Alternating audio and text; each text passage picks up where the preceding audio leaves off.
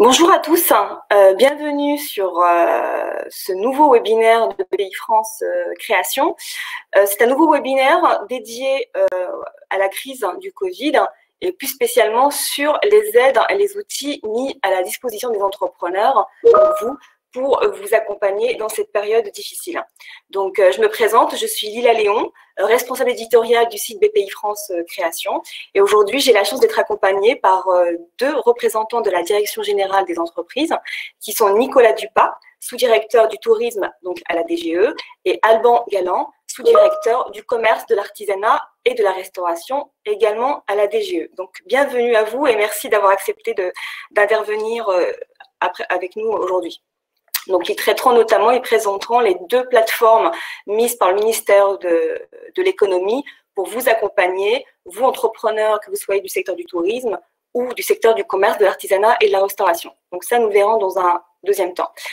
Concernant l'organisation du webinaire, ce que je vous propose, c'est qu'en fait, ça va s'organiser en deux temps. Donc, une première partie qui sera consacrée donc, à la présentation des aides, dédiée donc, à vous, entrepreneurs. Donc, première partie sur le point sur les principales aides, on ne pourra pas toutes les traiter. On verra ensuite les dispositifs et outils d'accompagnement qui sont mis à votre disposition. Et enfin, comme je vous l'indiquais, une présentation des deux plateformes sorties pour la première Plan Tourisme au mois de mai et la seconde il y a quelques jours dans un deuxième temps. Alors, donc 45 minutes de présentation de l'ensemble de ces sujets, de ces thématiques. Ensuite, on se réservera 10-15 minutes de temps pour les questions-réponses. Sachant que le replay du webinaire sera à votre disposition à l'issue donc de cette présentation. Donc, il sera, je pense, disponible dans l'après-midi sur le site de BPI France Création. On vous remettra aussi le support de présentation que vous allez voir défiler aujourd'hui. Sur le support, il y aura des liens cliquables vers de la documentation pour compléter un peu la formation parce qu'on ne pourra pas évidemment tout traiter lors de ce webinaire, mais aussi vers d'autres supports, d'autres outils, dont les plateformes qui seront présentées. Alors, vous avez sur le chat, sur votre droite, plusieurs colonnes. Donc, une colonne réservée au chat. Ça, c'est essentiellement pour vous permettre d'échanger entre vous et pourquoi pas poser des questions sur l'organisation du webinaire. Ensuite, vous avez une colonne dédiée aux questions. Donc, je vous invite, si vous avez des questions, à les poser sur cette colonne-là. Donc, voilà pour ce qui est des explications. Je vous propose qu'on entre dans le vif du sujet. Comme je vous l'indiquais, vous pouvez le voir normalement sur vos écrans, l'organisation de ce webinaire donc en 4 parties. Donc, première partie, un point sur les aides. Alors, là, ici, aujourd'hui, donc on va vraiment traiter que les principales aides mises à votre disposition et surtout celles qui ont fait l'objet d'un réaménagement dernièrement, notamment dans le cadre du couvre-feu ou encore du reconfinement. Donc, l'idée, c'est vraiment de faire un point sur ces aides et surtout de voir ce qui a été modifié ces dernières semaines. Alors, on ne pourra pas tout traiter, malheureusement, parce qu'on va manquer de temps. En revanche, je vous montrerai dans la partie 2 les outils, les infos, les documents qui vont vous permettre de voir l'ensemble des aides, notamment toutes les aides qui ne seront pas traitées aujourd'hui, bien sûr, et qui sont mises à jour quotidiennement. Donc, voilà pour ce qui est du programme de la partie 1.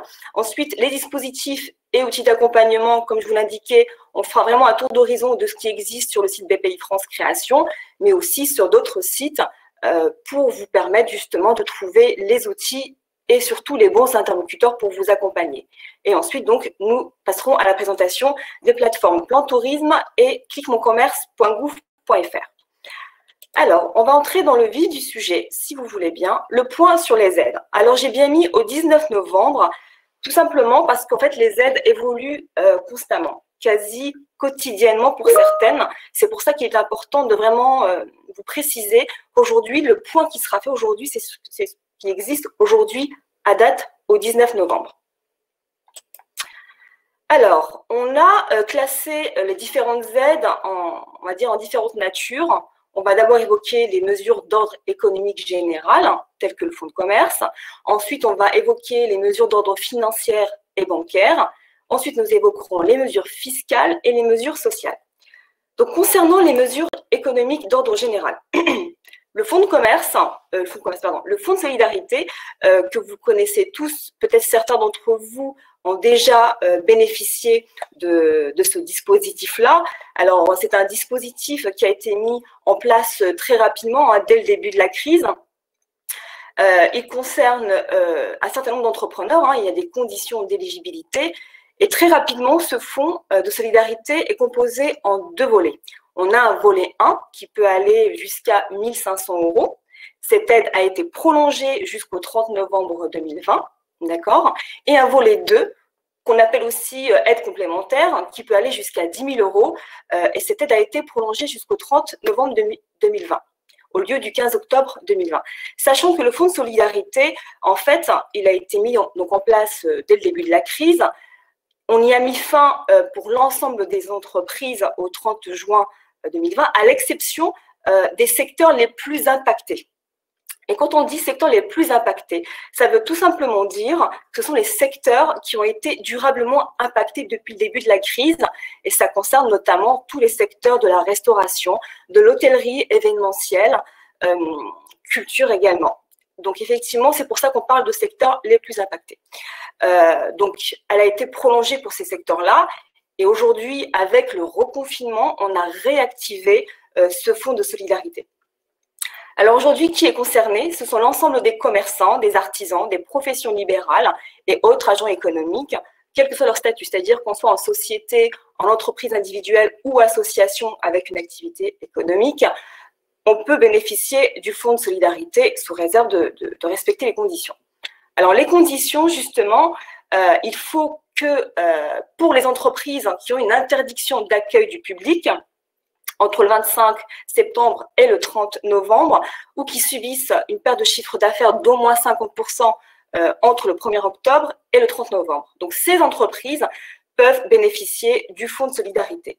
Ensuite, ça concerne maintenant essentiellement les entreprises de moins de 50 salariés, d'accord, sans condition de chiffre d'affaires ni de bénéfice. Ce qu'il faut savoir, c'est que le fonds de solidarité, depuis sa mise en œuvre, a évolué et les bénéficiaires ont été élargis. Au départ, ça concernait que les entreprises de moins de 10 salariés. C'est passé à 20 salariés. Et aujourd'hui, on l'élargit aux entreprises de moins de 50 salariés. Alors, les conditions, effectivement, il faut être fermé administrativement. Ce qu'on entend par fermé administrativement, ça veut dire qu'en fait, on a fait l'objet d'une fermeture, souvent soit par une décision nationale, par un décret, soit par des arrêtés préfectoraux. Ensuite, il faut avoir débuté son activité avant le 31 août 2020. Et ça concerne aussi toutes les entreprises contrôlées par une holding, sous réserve effectivement de respecter l'effectif global de moins de 50 salariés. Pour la période concernée, donc forcément mois d'octobre pour la période de couvre-feu, la demande est à effectuer à partir du 20 novembre. Et pour la période du mois de novembre, la demande pourra être effectuée à partir de début décembre. Sachant que, pour ce qui est de la demande, le formulaire pour la période qui couvre le mois d'octobre sera à votre disposition à partir du 20 novembre, c'est-à-dire à partir de demain. Il sera disponible sur le site de la DGFiP, donc le site des impôts, hein, tout simplement, et vous pourrez le compléter directement en ligne, sachant que visiblement, il y a des améliorations qui ont été faites sur ce formulaire qui prévoit tous les cas de figure. Alors justement, les cas de figure, on a 2 situations. On a le fonds de commerce sur la période de septembre à octobre 2020. Donc, les entreprises fermées administrativement, donc elles pourront avoir en fait une aide égale à la perte du chiffre d'affaires constatée dans la limite de 10 000 €.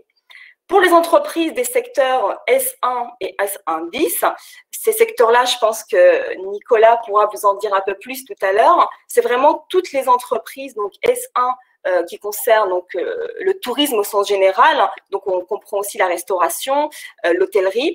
Et S1 bis, ce sont toutes les entreprises, les secteurs d'activité qui sont dépendants, qui sont annexes à ces secteurs, entre guillemets, principaux.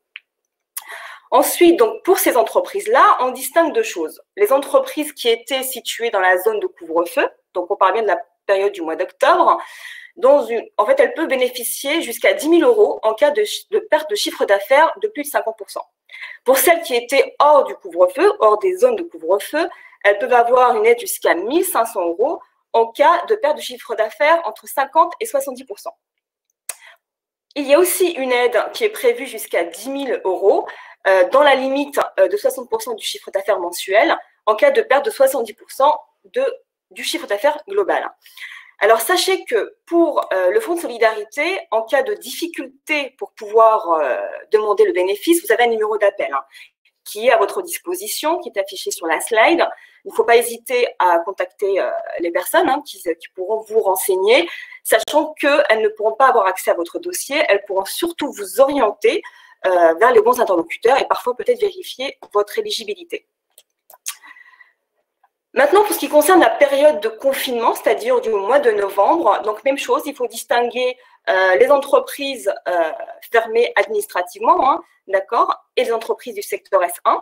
Donc, l'aide peut aller jusqu'à 10 000 euros. Donc, pour la perte de chiffre d'affaires, il faut vraiment que ce soit limité à 10 000 euros. Et pour les entreprises des secteurs S1 bis, on a une aide qui peut être égale à 80% du chiffre d'affaires, d'accord, mais également limitée à 10 000 euros.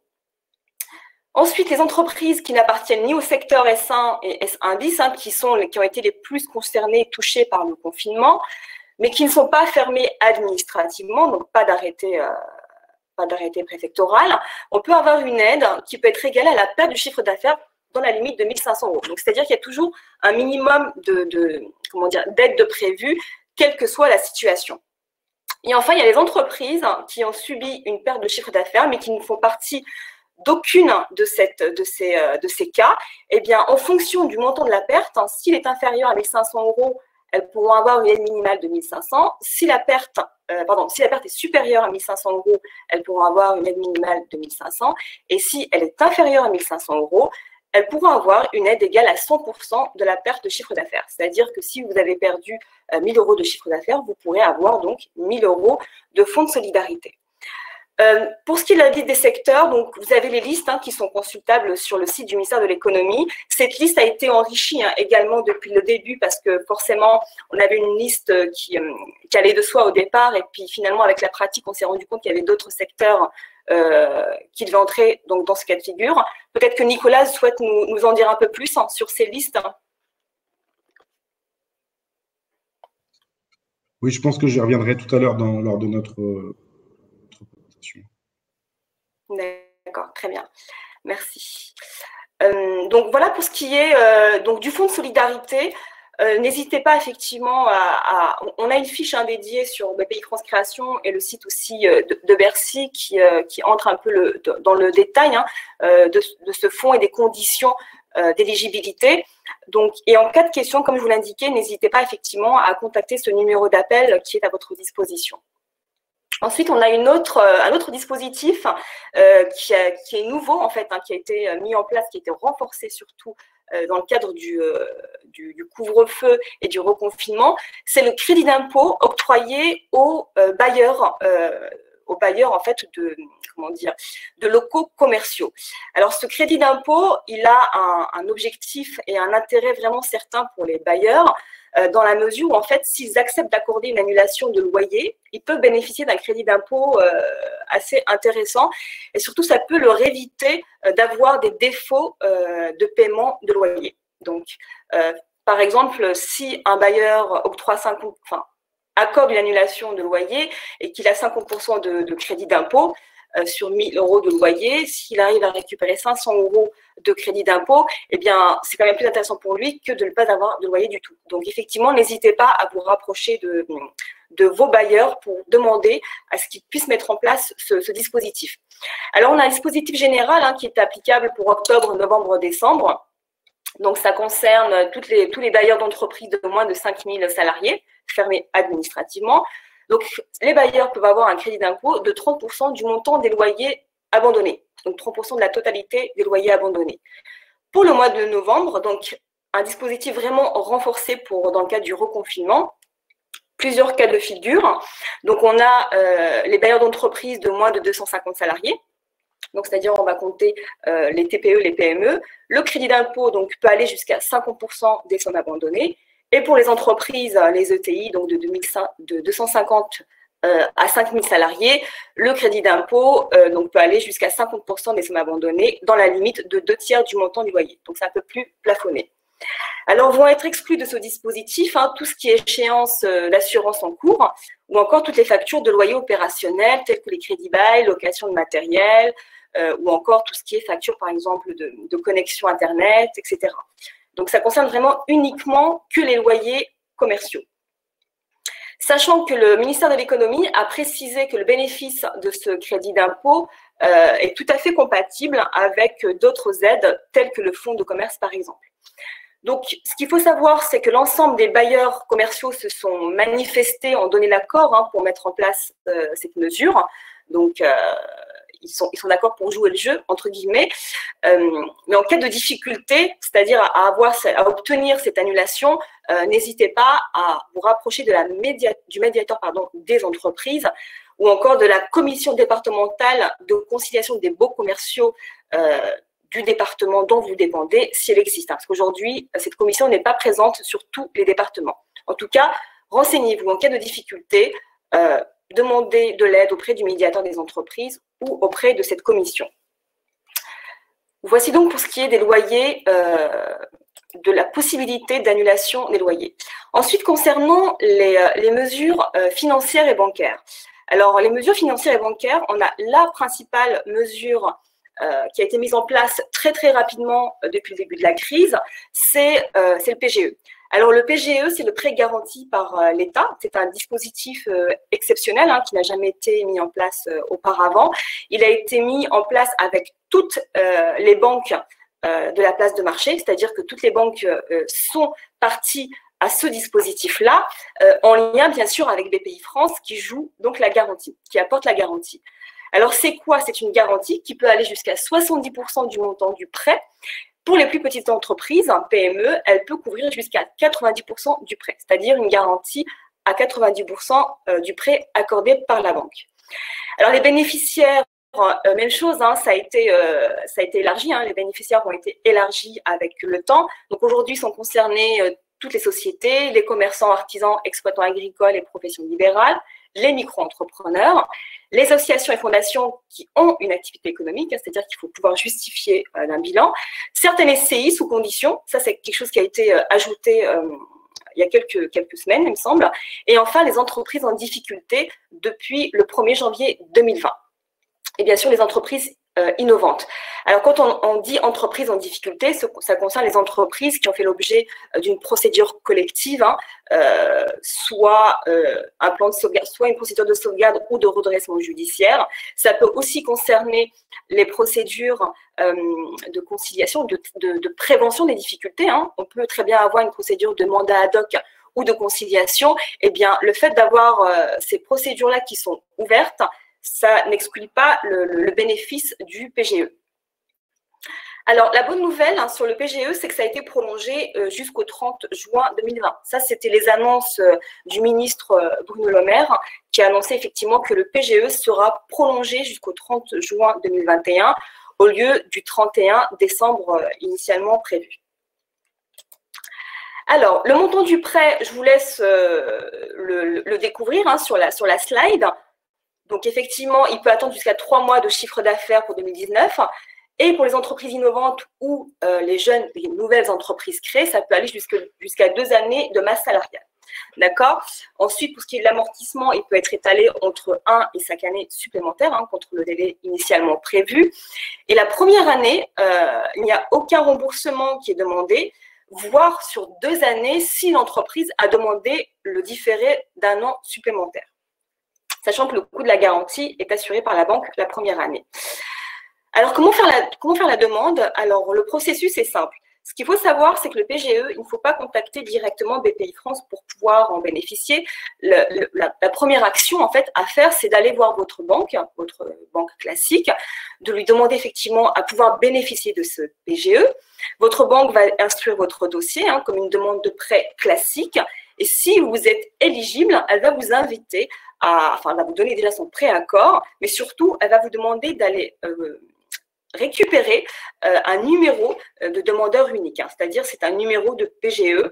L'idée de ce numéro que vous pouvez avoir sur le site attestation-pge.bpifrance.fr, c'est effectivement d'éviter qu'une même entreprise puisse demander plusieurs PGE. Donc ensuite, avec l'obtention de ce numéro que vous donnerez à votre banque, l'accord de la banque est donné. Même chose, si vous avez des difficultés, il y a un formulaire de contact sur le site que vous pouvez compléter et vous serez accompagné dans ce cadre-là. Sachant que le PGE, il peut arriver à ce que les entrepreneurs ne puissent pas en bénéficier parce qu'ils ne rentrent pas, parce qu'ils ne remplissent pas les conditions. Alors, heureusement, il y a d'autres dispositifs qui sont mis en place pour justement combler le fait que ces entreprises n'ont pas pu bénéficier de ce PGE. Alors, il y a deux principaux dispositifs, c'est les prêts bonifiés et avances remboursables. Alors, l'idée, c'est vraiment de soutenir les entreprises qui n'ont pas pu avoir de PGE. Il faut pouvoir aussi justifier. Vous allez voir, c'est dans les conditions d'éligibilité. Pour pouvoir demander ce prêt bonifié, il faut justifier le refus de PGE. Donc, sont concernés les PME, les ETI, sauf les micro-entreprises qui sont exclues de ce dispositif, mais vous le verrez dans un deuxième temps, elles vont pouvoir bénéficier des prêts participatifs. Donc, les conditions, elles sont affichées, ne pas avoir obtenu PGE, justifier de réelles perspectives de redressement de l'entreprise, hein, c'est-à-dire qu'il va falloir constituer un dossier pour montrer qu'effectivement, vous avez des commandes de prévues ou des dossiers ou des affaires à conclure pour vraiment justifier que votre entreprise est viable. Le montant du prêt, donc, il peut aller jusqu'à 25% du chiffre d'affaires constaté sur l'année 2019. Aujourd'hui, on parle, la référence pour l'octroi des prêts, c'est vraiment l'année 2019. Donc, nous verrons en 2021 si effectivement on prend comme référence 2020 en fonction de la situation. Pour ce qui est de la demande, elle se fait auprès du CODEFI. D'accord? Donc, votre interlocuteur sera le commissaire à la restructuration et à la prévention des difficultés des entreprises, qu'on appelle les CRP. Et le dispositif est ouvert jusqu'au 30 juin 2021. Donc, vous allez voir, c'est une date qu'il faut retenir, que ce soit pour le PGE, pour les prêts bonifiés ou pour les prêts participatifs qui s'affichent devant vous. Donc, ce dispositif-là, c'est la même chose, on va dire, sauf qu'il est étendu aux micro-entreprises, aux très petites entreprises.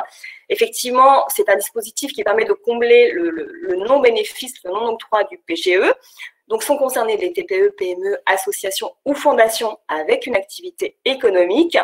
Les conditions d'éligibilité sont quasiment les mêmes que pour les prêts bonifiés, d'accord? Effectivement, il faut être aussi à jour de ses obligations fiscales et sociales ou justifier d'un plan d'appurement de remboursement de ses dettes et ne pas être une société civile immobilière. Le montant en fonction de la taille d'entreprise entre 0 et 10 salariés, l'aide peut aller jusqu'à 20 000 euros. Et pour les entreprises de 11 à 49 salariés, ça peut aller jusqu'à 50 000 euros. Comment bénéficier? Alors, le premier interlocuteur qui va surtout vous servir d'orientation, c'est vraiment le CODEFI. D'accord? Le CODEFI, c'est vraiment la commission que vous allez devoir consulter dans un premier temps. Même chose pour qu'elle puisse instruire votre dossier. Bien évidemment, on l'a dit, il faut justifier du fait de ne pas avoir obtenu le PGE et la justification passe nécessairement par le fait d'avoir consulté un médiateur du crédit. La demande va se faire en ligne. Une fois que le CODEFI vous aura donné son préaccord sur votre demande, elle se fait donc sur le site prêt-participatif-exceptionnel.gouv.bpifrance.fr. C'est un peu long. Alors, le dispositif est accessible jusqu'au 30 juin 2021. Donc, toujours cette même date qui revient. Alors, les mesures fiscales, on va aller très rapidement sur les mesures fiscales puisque les mesures qui existaient déjà, qui ont été renforcées. On a notamment le report du paiement de la CFE. Donc, l'échéance du 15 juin est reportée au 15 décembre. Les entreprises concernées, donc ce sont toutes les entreprises des secteurs de l'hôtellerie, restauration, du tourisme et de l'événementiel. Encore une fois, c'est les entreprises impactées durablement. On a aussi très récemment le dégrèvement de la CFE, d'accord, à hauteur des 2/3 de la cotisation. L'échéance couronnée, donc ça concerne l'échéance du 15 juin au 15 décembre. Donc le dégrèvement est à hauteur de 2/3 de la cotisation. Pour ce qui est de la demande, alors pour le report de paiement, le report se fait automatique. Vous n'avez rien à faire, d'accord? Aucune démarche à faire ni formulaire à compléter. le report est fait automatiquement. En revanche, pour le dégrèvement, il faut faire la demande et surtout vérifier si votre commune a voté en fait la délibération qui permet le dégrèvement. Parce que comme vous le savez, la CFE, c'est voté, le montant de la CFE est voté par les communes. Voilà en ce qui concerne donc les mesures relatives au CFE. Les mesures concernant les échéances fiscales, ça nous avons eu pendant toute la durée du confinement plusieurs reports d'échéances. Alors, sont concernées toutes les entreprises qui ont connu une interruption, une restriction d'activité. Il faut pouvoir justifier de ces activités et du lien avec la crise sanitaire. Les impôts concernés sont les impôts directs, hors TVA et prélèvement à la source, et la taxe foncière due par les entreprises propriétaires de leurs locaux. La mise en œuvre du plan de règlement spécifique Covid, il faut le demander et ça sera mis en place vraiment sous réserve de respecter un certain nombre de conditions. Alors, le plan peut être établi au niveau de l'endettement fiscal et social de l'entreprise et la durée maximale du plan d'appurement peut aller jusqu'à 36 mois.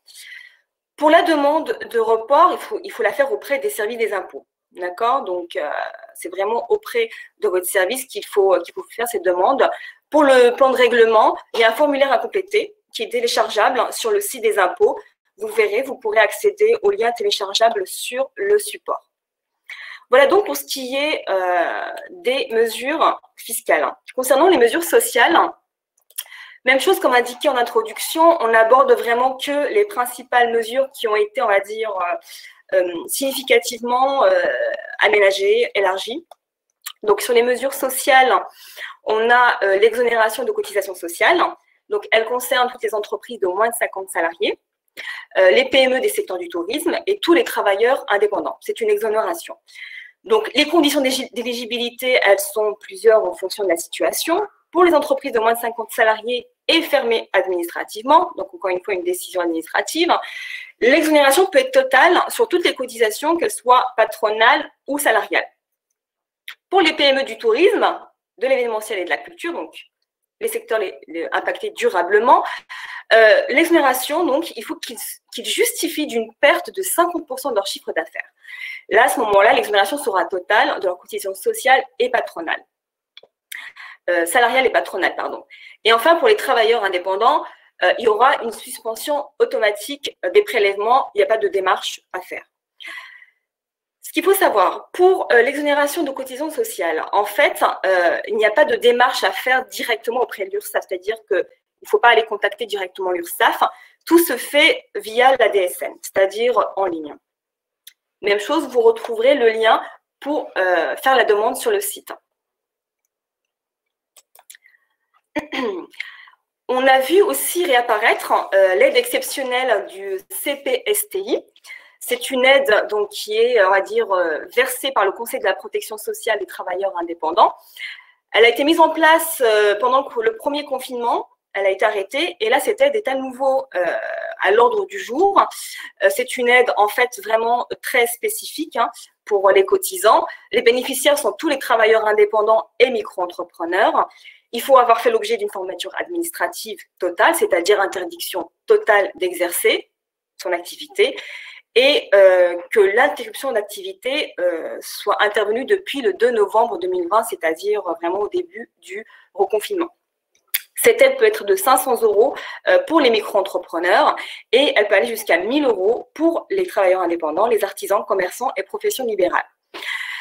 L'URSSAF a précisé dans son communiqué, lorsqu'elle a annoncé la réactivation de cette aide, elle a précisé que cette aide est cumulable avec toutes les autres mesures de soutien telles que le Fonds de solidarité. C'est-à-dire que vous pouvez très bien bénéficier de cette aide exceptionnelle et du Fonds de solidarité, c'est tout à fait cumulable.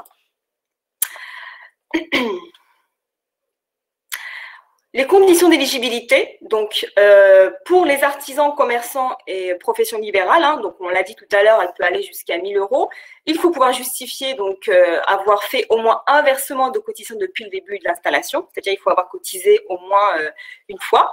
Il faut être affilié avant le 1er janvier 2021, être à jour des contributions sociales personnelles au 31 décembre 2019, ou encore disposer d'un échéancier d'un plan d'appurement. Ensuite, il faut pas avoir bénéficié d'une certaine aide, hein, qui est l'aide ACED, d'accord.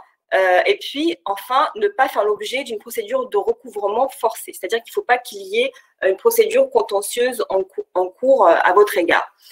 Pour les micro-entrepreneurs, c'est exactement les mêmes conditions d'éligibilité, sauf que le micro-entrepreneur, quant à lui, doit justifier que son activité indépendante de micro-entrepreneur est sa principale activité.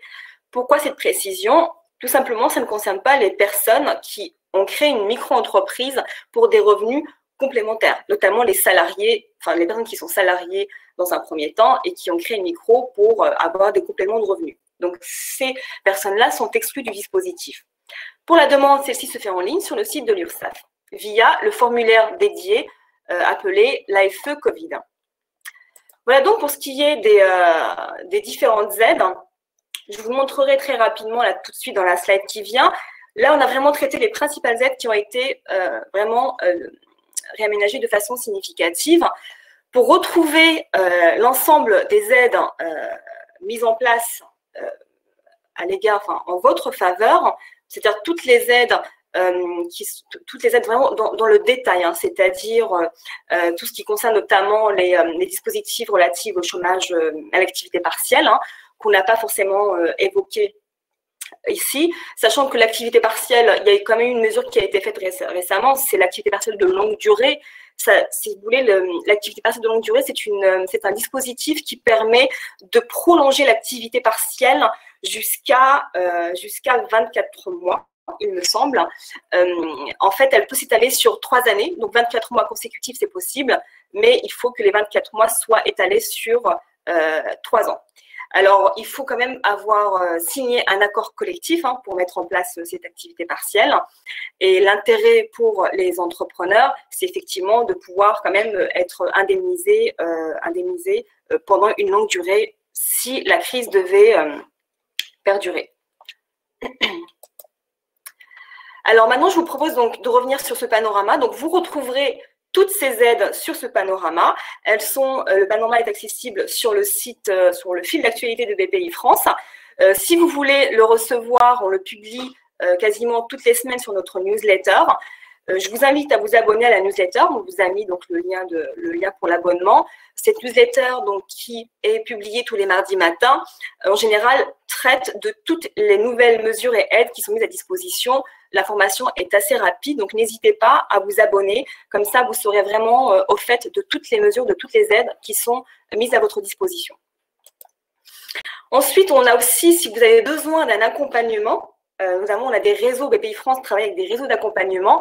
Vous avez une application sur le site BPI France Création qui va vous permettre, en fonction de votre nature d'activité, de votre lieu géographique, de votre besoin d'accompagnement, ça peut être un accompagnement financier, un accompagnement tout simplement au développement ou pour un besoin de coaching, eh bien, cette application vous permet, en remplissant les différents champs, d'identifier le bon interlocuteur le plus proche de chez vous.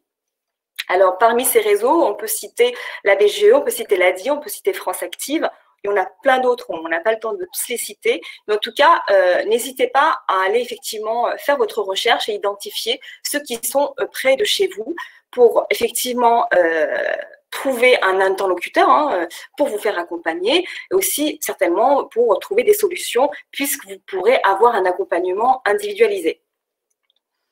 Alors justement, pour rester sur les réseaux, nous avons mis en place un parcours de formation en ligne dans le cadre de la crise sanitaire, avec justement la collaboration de tous ces réseaux d'accompagnement avec lesquels donc, nous collaborons sur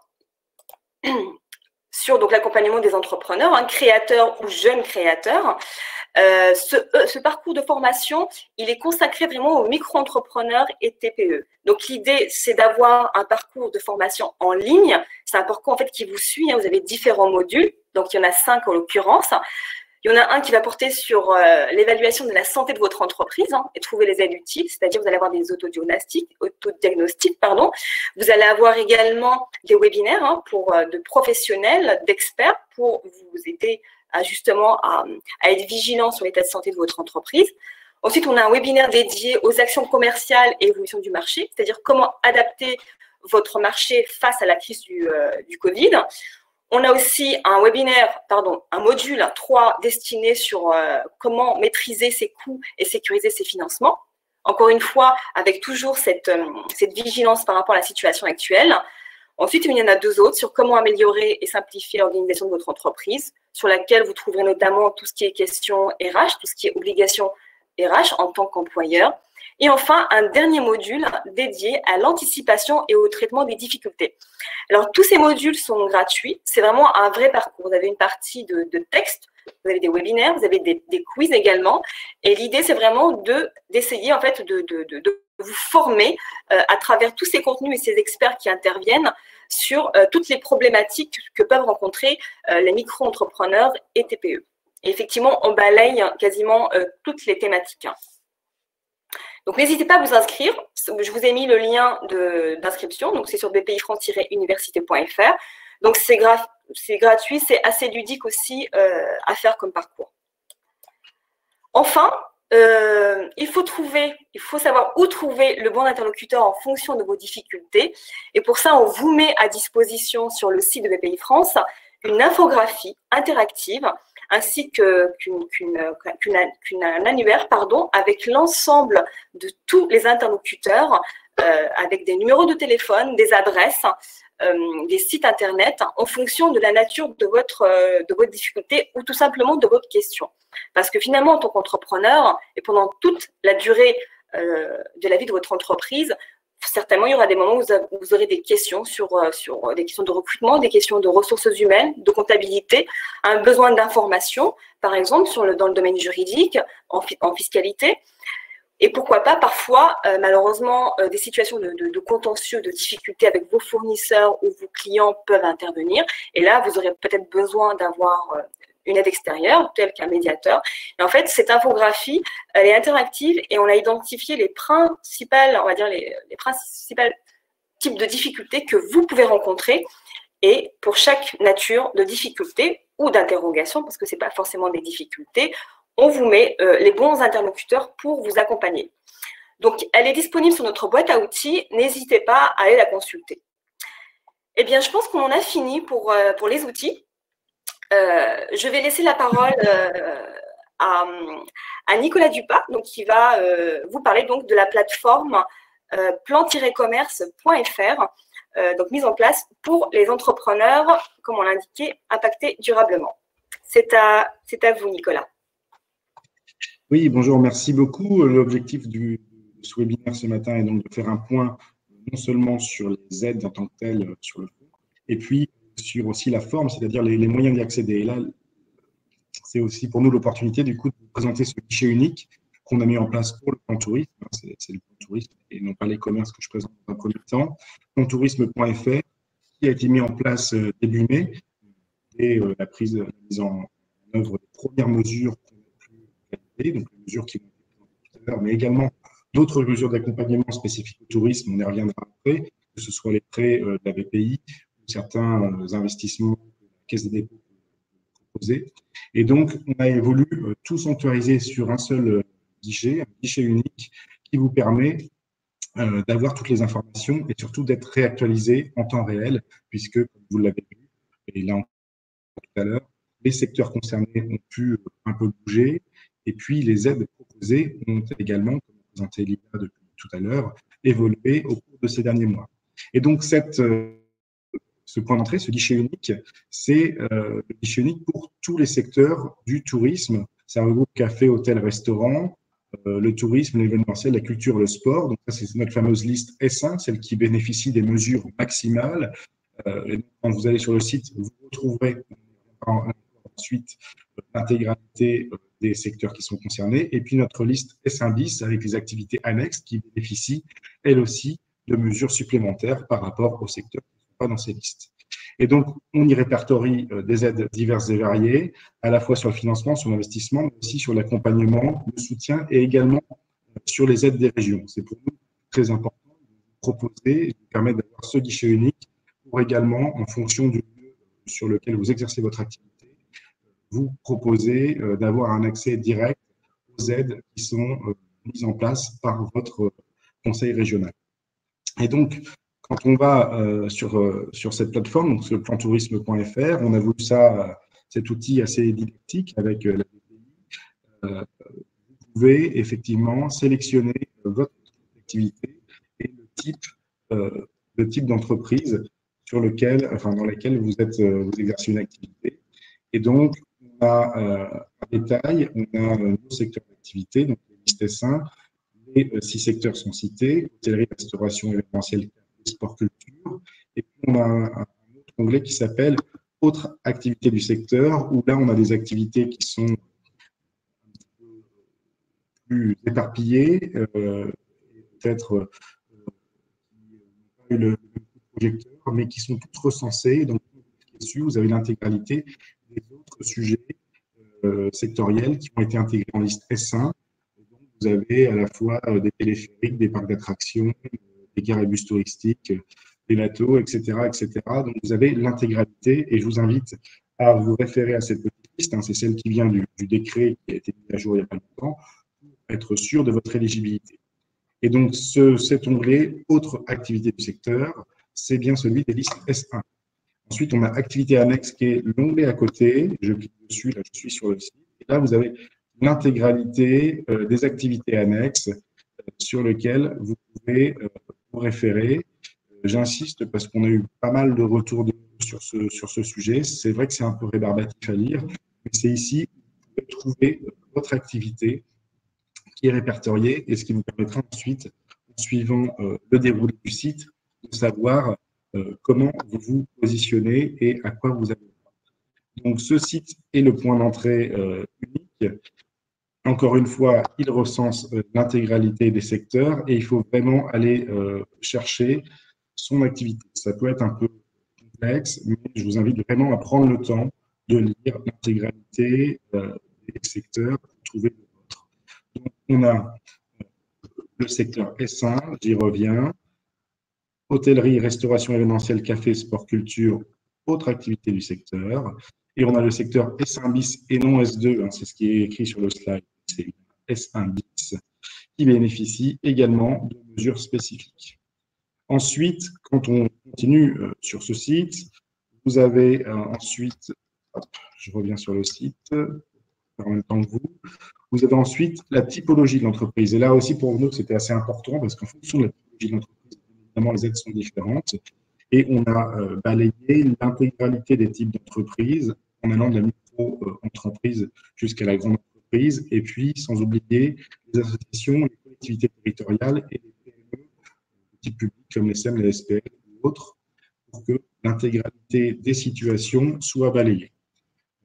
Là encore, c'était important de revenir là-dessus. On a eu effectivement au tout début de la mise en place des mesures beaucoup de retours sur des zones qui étaient grises ou pas forcément très claires. Donc là, n'hésitez pas, vous devez normalement tomber dans un des cas et avoir la réponse à votre question via cet outil qui est à votre disposition. Voilà, on a également les dates d'immatriculation. J'ai vu passer là pas mal de questions sur le chat depuis l'intervention depuis 11 heures. On a effectivement des questions d'antériorité d'entreprise. Avant le 1er janvier ou après le 1er janvier. Effectivement, comme le disait Lila tout à l'heure, la date de l'année 2019 est une référence pour le calcul de la plupart des aides.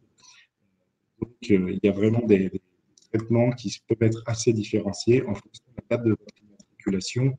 Il est important de bien la déclarer ou bien la saisir dans l'outil pour avoir le tour qui vous convient. Et puis enfin, votre région, c'est important encore pour connaître les aides régionales, territoriales dont vous pouvez bénéficier le cas échéant. Voilà.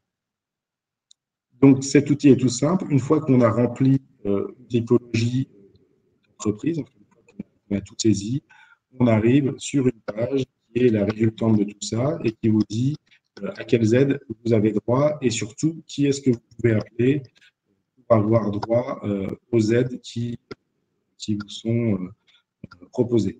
Et ça, c'est aussi le point assez important, c'est que l'idée, c'est pas de partir dans la nature et et dans tous les sens parce qu'on comprend que c'est extrêmement complexe pour vous. Vous y avez référé, c'est pas votre cœur de métier. Votre cœur de métier, pour ce qui me concerne en tout cas, c'est sur les activités touristiques. Donc là, on a essayé de simplifier au maximum pour qu'il y ait ce point d'entrée unique, les coordonnées des interlocuteurs qui vous permettent d'avoir une réponse, d'avoir une saisine d'une part directe et d'avoir une réponse également directe. Et c'est vraiment ce qu'on a souhaité mettre en place. Jusqu'à présent, le retour est plutôt positif puisque depuis la mise en place du site, on a eu 110 000 visites uniques d'entreprises et ça a permis de répondre à beaucoup d'interrogations. Jusqu'à présent, je ne dis pas que c'est la panacée, mais je pense que c'est le point d'entrée incontournable pour vous avant de saisir qui les services fiscaux ou qui le commissaire redressement collectif ou d'autres. Je pense qu'il faut vraiment que vous passiez par ce filtre qui nous semble extrêmement pratique et les retours qu'on a eus depuis le mois de mai sont très positifs. Merci.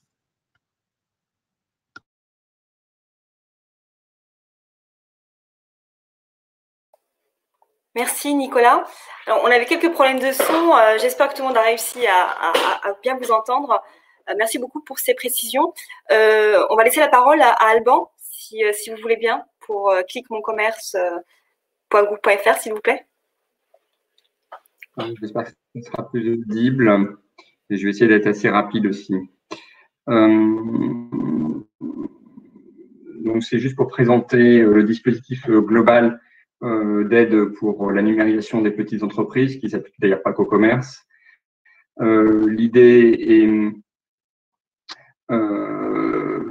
d'une part d'un dispositif d'accompagnement et de la formation à la numérisation qui est prévu par le plan de relance et qui est mis en œuvre par CCI France. Une aide financière de 500 € par commerce et un dispositif de soutien aux collectivités locales pour les inciter à déployer des actions collectives, typiquement des plateformes de commerce locales. L'objectif du guichet unique, du site qu'on va présenter très rapidement, c'est de lister les solutions disponibles pour numériser un commerce. L'idée, c'est de viser les commerces, les artisans et les restaurateurs en priorité, même si un certain nombre de ces solutions sont évidemment utilisables par d'autres. Elles sont regroupées en 5 types de solutions. Le développement d'un site marchand, le référencement sur une place de marché, mais aussi la communication avec les clients, la proposition d'un paiement en ligne et puis un service de livraison. Les 3 derniers étant évidemment des composantes qu'il faut intégrer dans un business plus global. Pour aller très vite, un peu comme ce qui a été indiqué par mon prédécesseur, il y a une interface beaucoup plus simple, évidemment, et qui permet de cibler les offres à la fois par secteur, mais c'est très peu découpé, et surtout à la fois par type d'outils, les 5 types d'outils que je vous ai présentés, et géographiquement. On va passer tout ça, je pense que vous saurez le faire.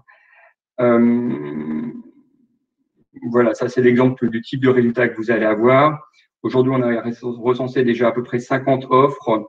Il faut savoir qu'on a lancé un appel à projet pour référencer ces offres et on a eu à peu près 500 réponses, donc il y a quand même un tri qui est fait.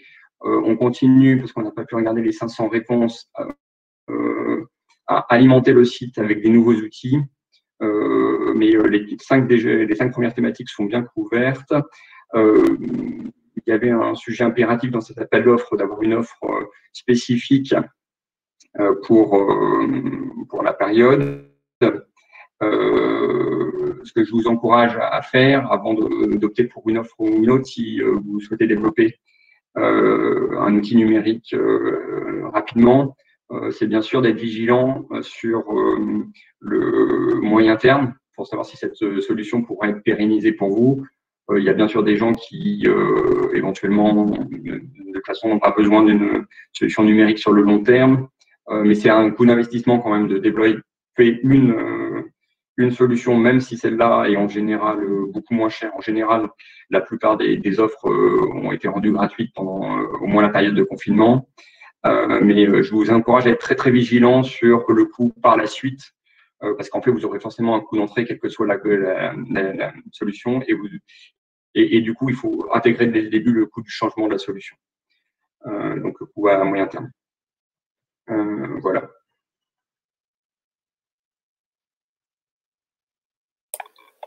Merci beaucoup à vous deux.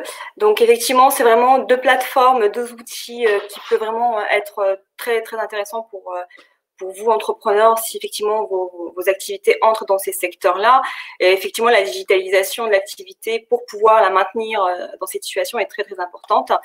Je ne sais pas si avant vous l'avez précisé, mais il y a une aide de 500 € pour la numérisation qui est octroyée par l'État. Il ne faut pas hésiter à demander le bénéfice de cette aide.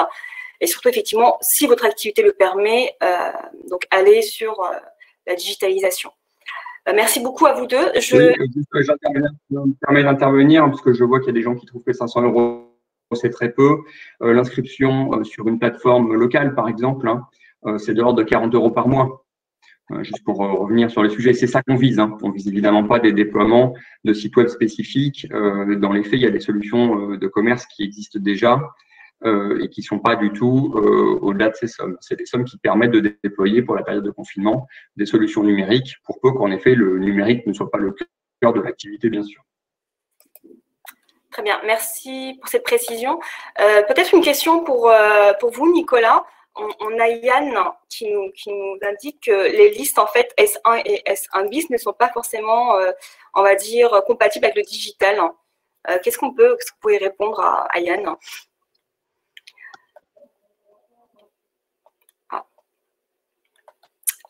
On a perdu Nicolas. Alors, ce qu'il faut savoir, en fait, finalement, c'est pas tant le digital qui apporte sur ces secteurs d'activité. C'est vraiment. Ah, Nicolas, vous nous entendez? Oui, tout à fait. Ah, vous avez entendu la question?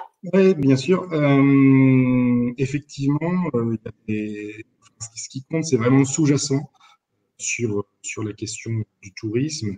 Et donc, qu'on soit sur une entreprise digitale ou pas, c'est pas la question. La question, c'est vraiment sous-jacent. Est-ce qu'on est sur un secteur annexe, complémentaire au tourisme, qui rentre dans les listes S1 et S1 bis?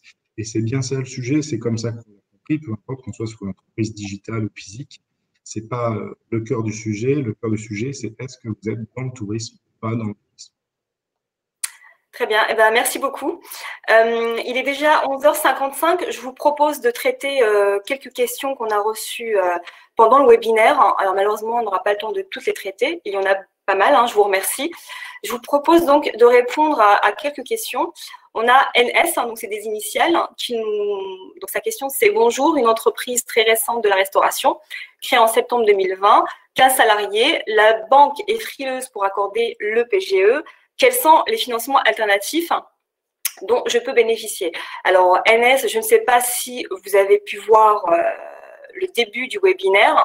Donc, comme je l'ai indiqué, en cas de refus de PGE, alors, ce qu'il faut savoir, c'est que votre banque n'a pas le droit de vous refuser le PGE si vous remplissez les conditions d'éligibilité. Si c'est le cas, il faut saisir la médiation des entreprises. Mais si effectivement elle est frileuse ou elle vous refuse le prêt parce que vous ne remplissez pas les conditions, vous avez les différents dispositifs alternatifs qu'on a évoqués, que vous retrouverez sur le PowerPoint, qui sont les prêts bonifiés et les prêts participatifs. Vous trouverez tout le détail sur les slides, mais également sur les documents que vous pourrez retrouver sur le site. Alors ensuite, on a Katia qui nous indique « Bonjour, toutes les aides sont-elles directement liées au chiffre d'affaires ?» Alors, Katia, pour répondre à votre question, en fait, malheureusement, oui, en fait, nécessairement, il faut pouvoir justifier d'une perte de chiffre d'affaires. Si votre activité ne connaît pas de perte, si votre chiffre d'affaires n'est pas impacté, ça va être compliqué de demander une aide. Après, la prise en compte du chiffre d'affaires dépend des secteurs d'activité. Donc, les plus impactés, forcément, il y aura une prise en compte qui sera plus importante, mais aussi des périodes concernées.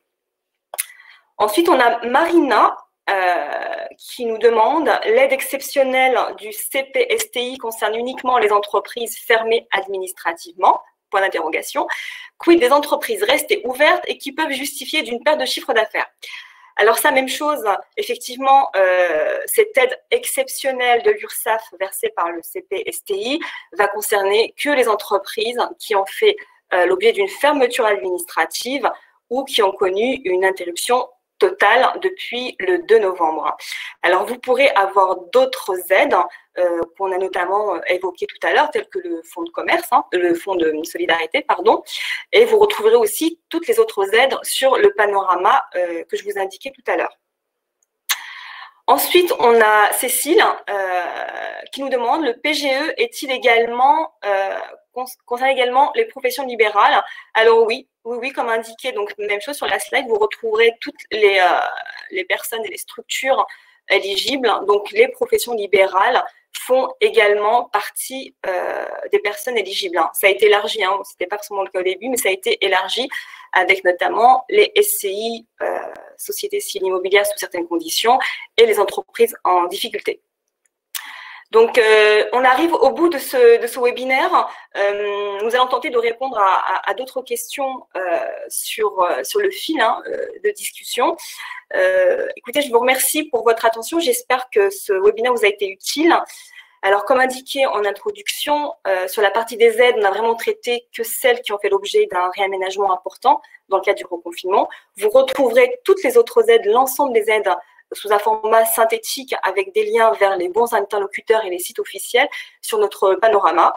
Et bien sûr, le replay sera disponible cet après-midi, ainsi que le support. Et n'hésitez pas vraiment à utiliser les plateformes dont vous ont parlé Alban et Nicolas, pardon, qui sont vraiment très utiles et comme l'ont indiqué donc Alban et Nicolas, c'est vraiment, ça fonctionne bien, c'est-à-dire les entrepreneurs vont les consulter, les utilisent et encore une fois, sur la numérisation, c'est vraiment, c'est une période où il faut, si vous ne l'avez pas fait auparavant, c'est peut-être le moment de s'y mettre et de profiter de cette plateforme et des aides qui sont mises en place par le gouvernement. Je vous remercie pour votre écoute et votre attention. Je vous dis à très bientôt, peut-être pour un prochain webinaire. Et vous pourrez retrouver l'ensemble donc de nos documents, de nos outils sur le site BPI-France Création. Merci beaucoup, bonne journée et à bientôt. Merci. Merci Alban, merci Nicolas. Au revoir. Au revoir.